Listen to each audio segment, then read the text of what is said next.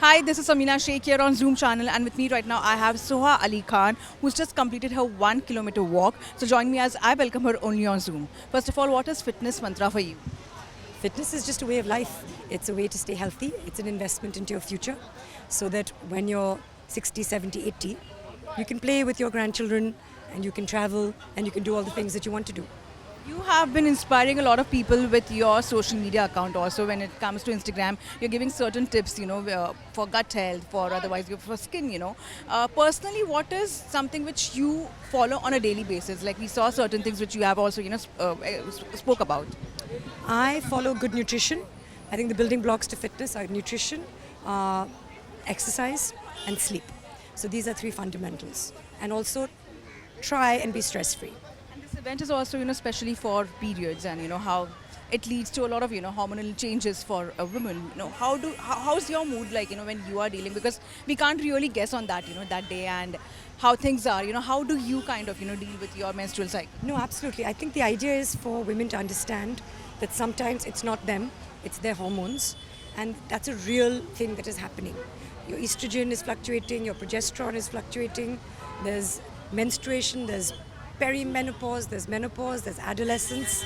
It's a hormonal roller coaster, and we need to be sensitive to that. And it's important to be in tune with your body. And sometimes you're feeling a certain way, be kind to yourself because it is your hormones. At one point of time, it was like a taboo to even speak about period openly. Now we have come to a stage where people speak about it openly and also share like how it leads to a lot of mental health concerns also for some of them, or physical health concerns also. Don't you feel that we have also come a long way in terms of history when it comes to period health? I think maybe you and I have, but there are many girls in India, perhaps in other parts of India, more rural settings, where these are still taboo subjects. Women hide the fact that they have their periods. When they're in pain, they're not aware that they may have PCOD. They're not aware that it is not normal to have clotting and to have very bad pain. They could have an underlying disease. They should go to a gynecologist. They should have access to proper hygiene, sanitary towels, bathrooms. These things are luxuries for a large part of India, perhaps not you and me. So whereas I'm very happy that you and me and a lot of other people are having this conversation today, we need to talk about it more and more. Lastly, also, how often do you ensure that you go for a proper body checkup, on a, on 3 month basis or 6 month? How's your routine like?